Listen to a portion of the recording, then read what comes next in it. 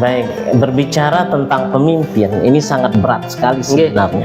Jadi seorang pemimpin itu pasti akan dimintai pertanggungjawaban, baik di dunia maupun di akhirat. Buktinya seorang pemimpin di dunia misalnya sebelum dia berakhir masa jabatannya, maka dia diminta untuk LPJ gitu kan, menyampaikan laporan pertanggungjawabannya. Lebih-lebih di akhirat. Di akhirat itu akan dimintai apa sih sebenarnya yang pernah dilakukan selama menjadi seorang pemimpin, terutama di dunia ini. Makanya ada hadis Rasulullah SAW menyampaikan kullukum ra'in wa kullukum mas'ulin an ra'i. Jadi setiap kita itu adalah pemimpin sebenarnya, gitu. Dan setiap pemimpin. Assalamualaikum warahmatullahi wabarakatuh. Kembali lagi bersama saya Lalu Imam Setiadi di podcast Edukasi Demokrasi edisi Ngabuburit Pengawasan bersama Bawaslu Kabupaten Lombok Barat. Nah, pada episode kali ini kita kedatangan tamu yang spesial. Beliau dari kalangan akademisi ya, Bang. Akademisi yang akan istilahnya mengulik tentang bagaimana sih cara kita memilih pemimpin berdasarkan pandangan Islam, dan juga bagaimana kita akan merespon isu-isu terkait politik uang, SARA, dan juga berita palsu seperti itu. Nah,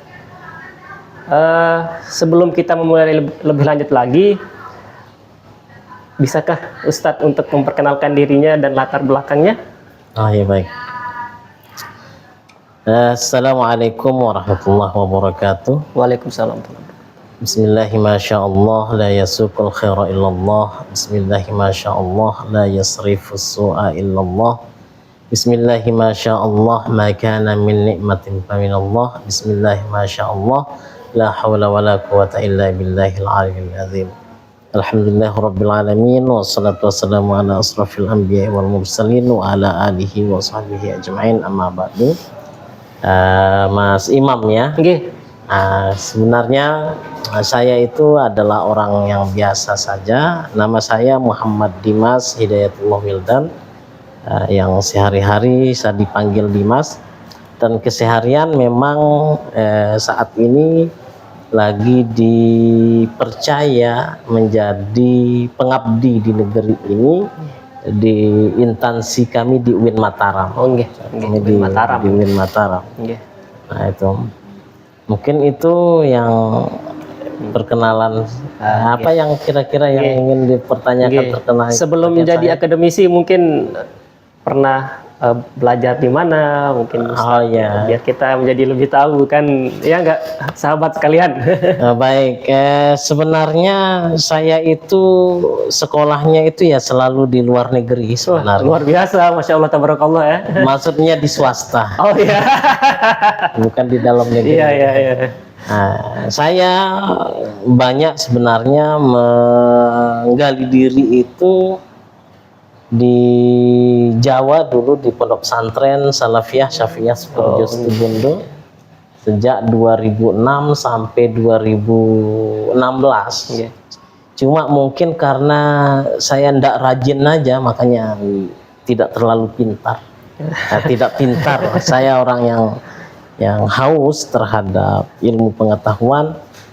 Makanya dari SMA sampai S2 itu saya tempuh di Pondok Pesantren Salafiyah Syafiyah Sukoharjo Situbondo, Jawa Timur. Nah, saat ini saya memang ada di Fakultas Syariah, menjadi salah satu sekretaris prodi di Prodi Hukum Ekonomi Syariah di UIN Mataram. Dan doakan mudah-mudahan tahun ini saya bisa selesaikan disertasi saya di UIN Mataram. Dan saya ngambil kuliah S3-nya di UIN Mataram dengan konsentrasi di studi Islam atau Islamic Studies. Oh, Nah, biasanya kalau orang menyebutnya dirasah Islamnya. Masya Allah. Apa artinya Ustaz? Ya studi Islam. Oh, Studi Islam. Jadi studi Islam ini sebenarnya berbicara tentang bagaimana pendidikan atau berbicara antar keilmuan, ya, tapi yang masih berkaitan dengan Islam.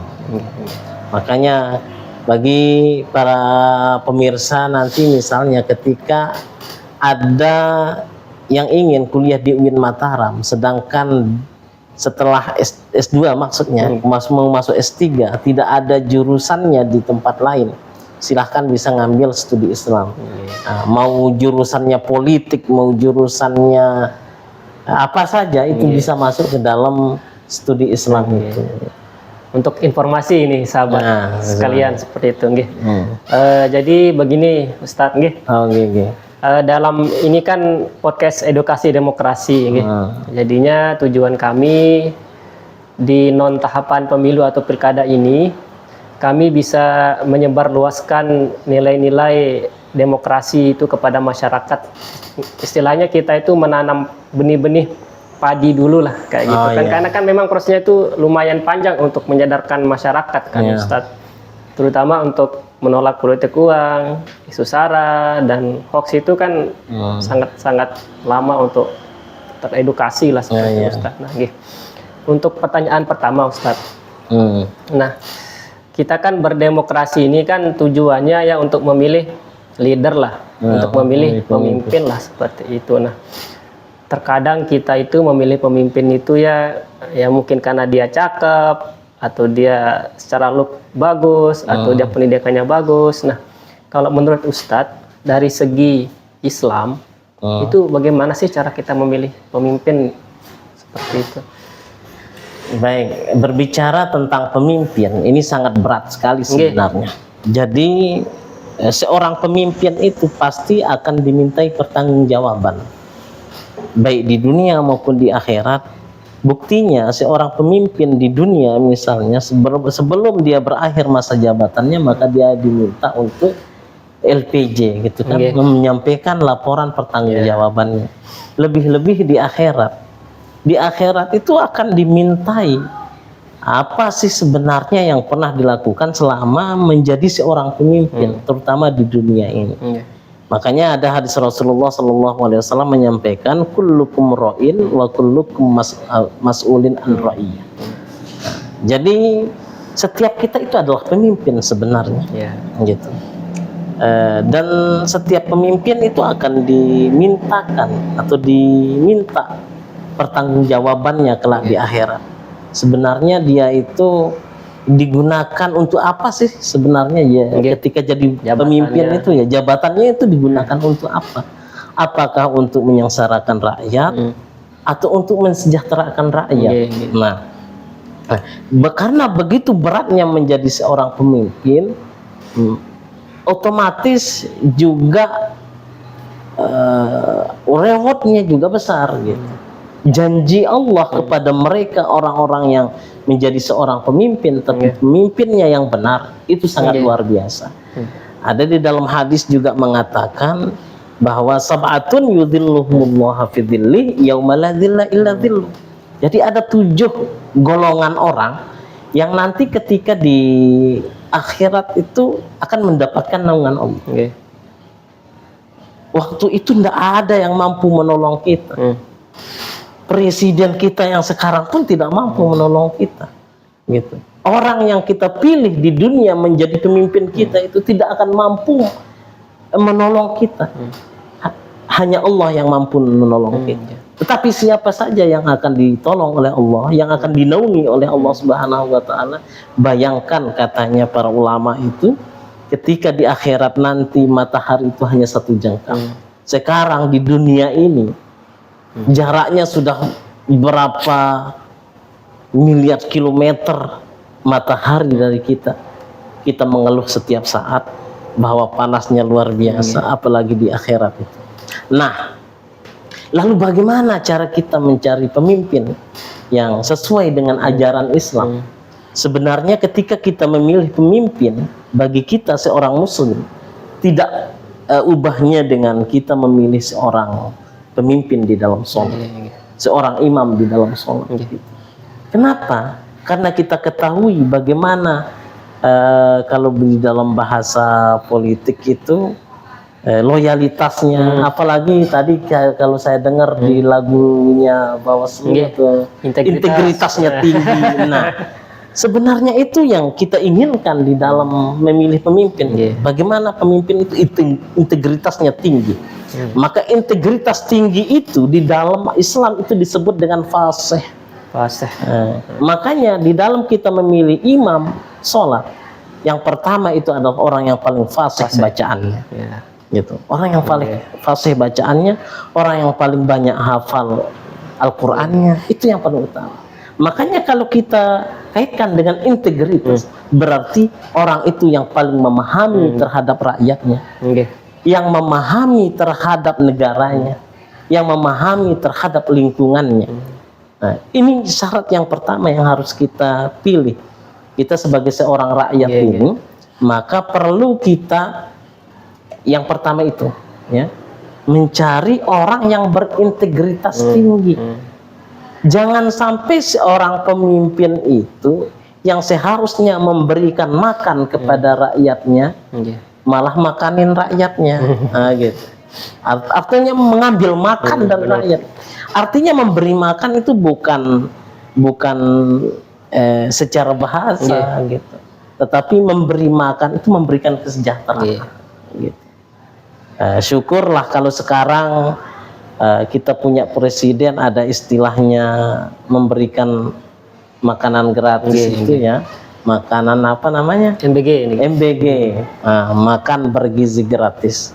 Tetapi mudah-mudahan dari makan bergizi gratis juga ada pendidikan sehat gratis, baik kepada masyarakat umum maupun masyarakat tertentu, baik masyarakat yang masih berpendidikan maupun tidak. Karena kenapa?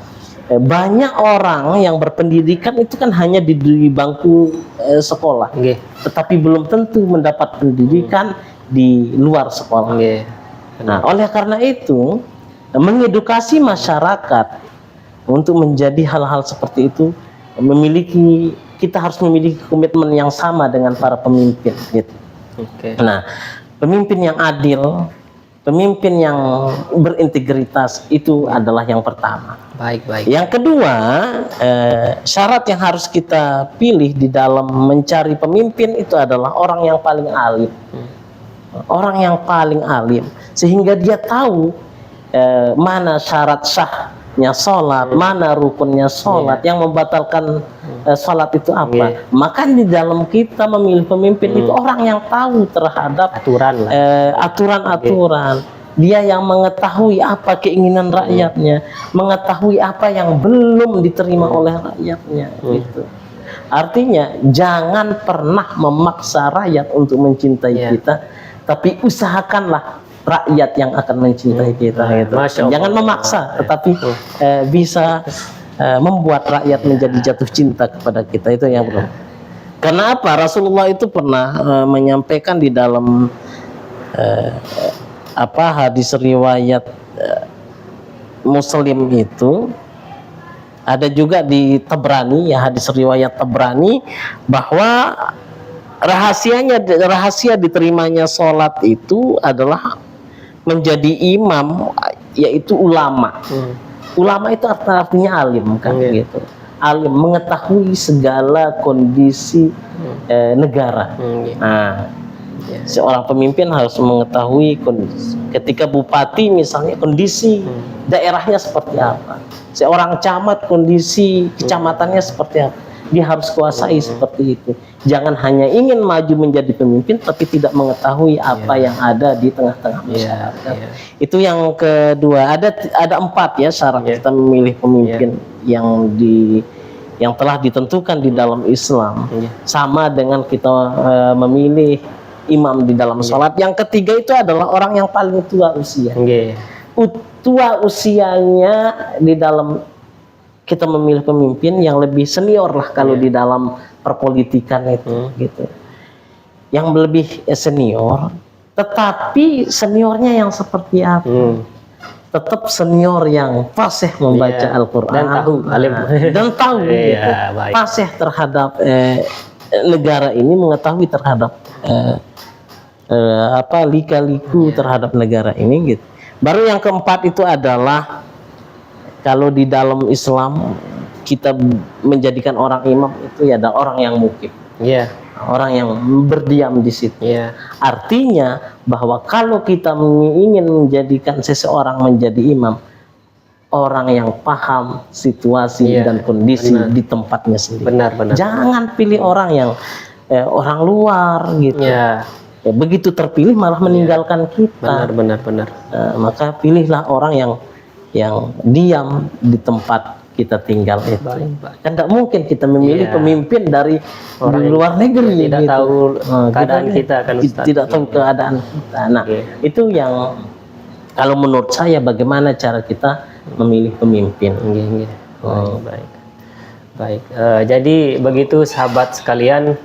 Jadinya Islam memang telah mengajarkan kita bagaimana cara untuk memilih pemimpin yang baik dan benar. Analoginya seperti kita memilih imam sholat seperti itu. Nah, kemudian Ustadz, kalau yang di dunia demokrasi atau dunia perpolitikan ini kan Ustadz, ada nanti namanya hoax Ustadz atau berita palsu. Nah, hoax ini sekarang itu menurut saya sudah semacam konsumsi sehari-hari kita Ustadz. Benar. Nah, dari segi Islam atau dari perspektif Islam itu bagaimana sih cara kita untuk bisa menangkal hoax ini Ustaz? Bisa dijelaskan? Nah, berbicara tentang hoax, sebenarnya hoax ini adalah bahasa modern. Bahasa klasiknya itu pembohong. Nah, itu pendusta lagi. Kalau kita melihat dari periwayatan hadis, periwayatan hadis saja ini, kenapa ada istilahnya hadis palsu, hadis dhaif gitu kan, lemah. Syarat-syarat hadis sahih itu salah satunya itu adalah dhabit, kuat sekali hafalannya. Yang kedua, syarat perawinya itu adalah adil. Nah, adil, jujur, adil dan jujur. Nah, ketika ada orang alim yang ingin meriwayatkan hadis, walaupun itu benar dari Rasulullah, tapi tingkat kehafalannya sedikit kurang, dan dia itu walaupun hanya satu kali saja berbohong, salah lah gitu, berbohong, hadisnya tidak diterima, periwayatannya tidak diterima oleh Imam Al-Bukhari. Sehingga satu ketika ada Imam Bukhari itu ketika meneliti hadis, dia bertemu kepada salah satu seseorang yang ingin diambil hadisnya, tetapi sampai di rumah orang itu, ketika orang itu ingin memberi makan kuda, gitu kan, apa kalau bahasa Indonesianya itu, kalau bahasa Lomboknya itu dicucuk gitu, hanya diberikan tapi tidak jadi gitu kan, istilahnya itu. Begitu kuda ini menganga, rumput ditarik lagi. Gara-gara itu dia berbohong kepada kuda, hadisnya tidak diterima oleh Rasulullah gitu. Hadisnya tidak diterima dari Rasulullah, apalagi kalau kita berbohong setiap hari gitu. Nah, bagaimana cara kita menangkalnya, apalagi dengan media sosial yang sangat luar biasa saat ini. Ada istilahnya itu, kita saring dulu, baru share, baru sharing gitu. Kita saring dulu apapun berita yang kita dapatkan pada saat ini. Ada kalanya ketika kita, terutama di dunia perpolitikan, waktu pemilu paling banyak terjadi berita hoax ini, paling banyak terjadi itu adalah pemilu. Padahal teman dekat kita bisa saja dia akan membuat fitnah kepada kita, demi kepentingan pribadinya. Maka hal itu pernah diantisipasi oleh oleh Al-Quran, itu diantisipasi gitu.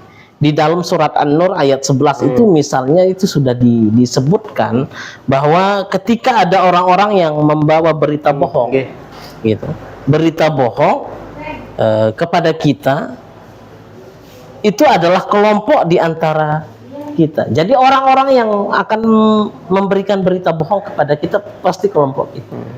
Tidak mungkin orang itu berbohong kepada kita orang yang kita tidak kenal. Pasti orang-orang kita gitu. Maka janganlah kamu mengira bahwa peristiwa itu buruk bagimu, sebaliknya itu baik bagimu. Setiap orang dari mereka akan mendapat balasan dari dosa-dosa yang diperbuatnya. Artinya apa? Ketika orang melakukan kebohongan, maka itu yang akan dia dapatkan kelak di akhirat, termasuk di dunia. Orang teman dekat kita saja ya, teman dekat kita ini yang selalu kita percaya setiap saat, satu kali dia berbohong kepada kita, maka kita akan antisipasi dia untuk selamanya. Nah, ini adalah salah satu sanksi sebenarnya kepada orang-orang yang selalu berbohong.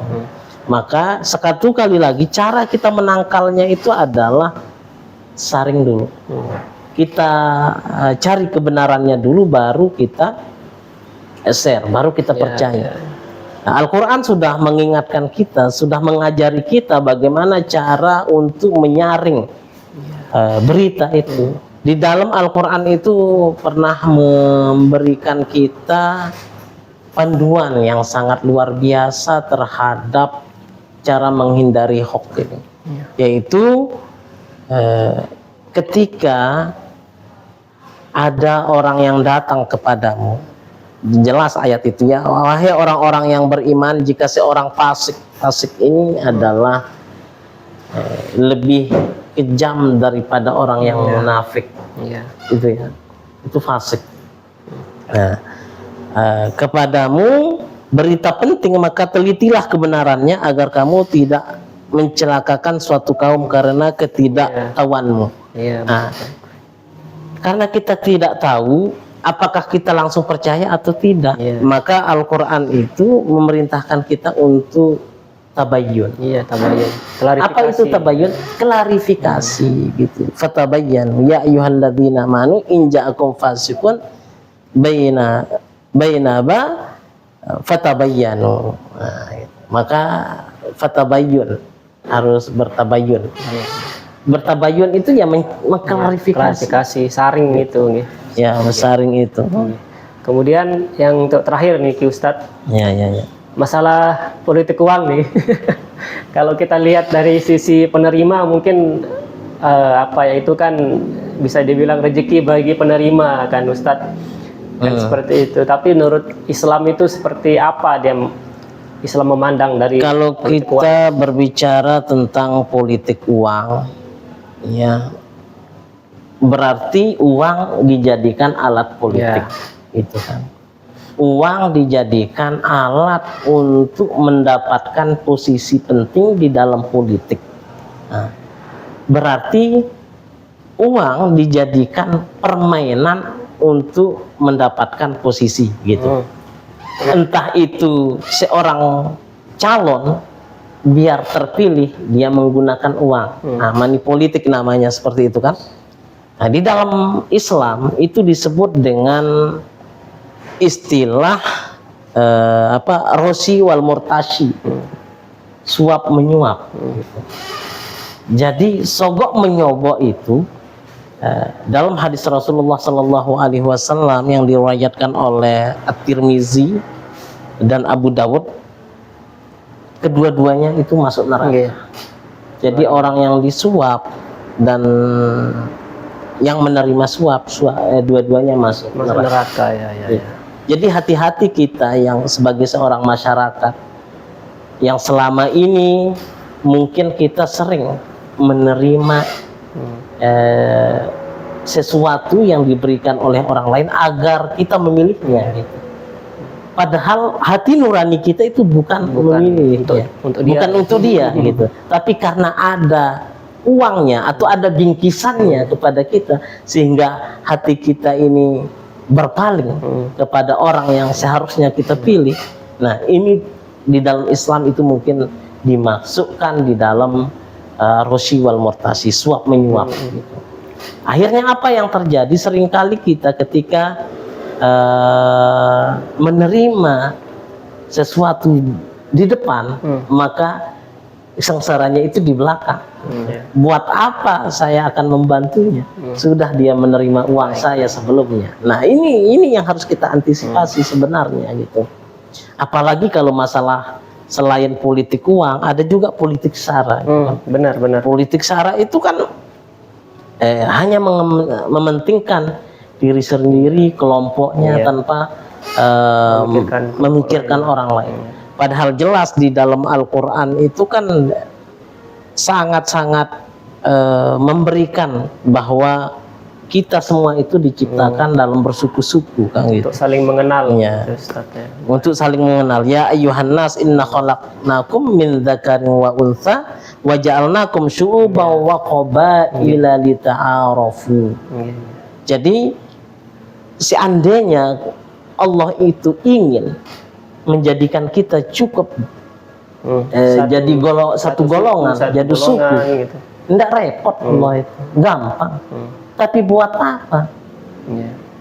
Makanya kita diciptakan bersuku-suku dan berbangsa-bangsa untuk kita saling mengenal. Kalau kita misalnya di NTB ini kan ada suku Sasak, ada suku Mbojo, ada suku Samawa, gitu. Seandainya tidak ada suku-suku itu, mungkin kita tidak asik dalam berinteraksi, berbeda bahasa, sehingga kita tahu tidaknya orang Lombok Timur, terutama saya, itu bahasanya iya. Iya itu berarti tidak. Iya-nya orang Lombok Tengah itu berarti iya, akan.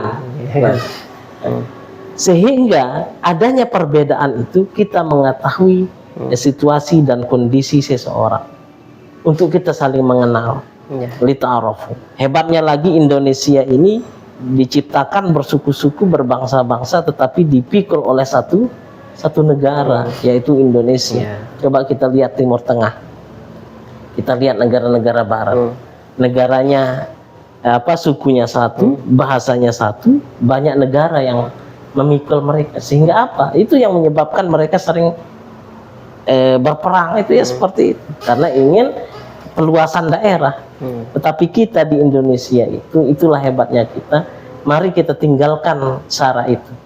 Mari kita tinggalkan sara itu, karena kita diciptakan bersuku-suku dan berbangsa-bangsa untuk saling mengenal, bukan untuk saling menyingkirkan.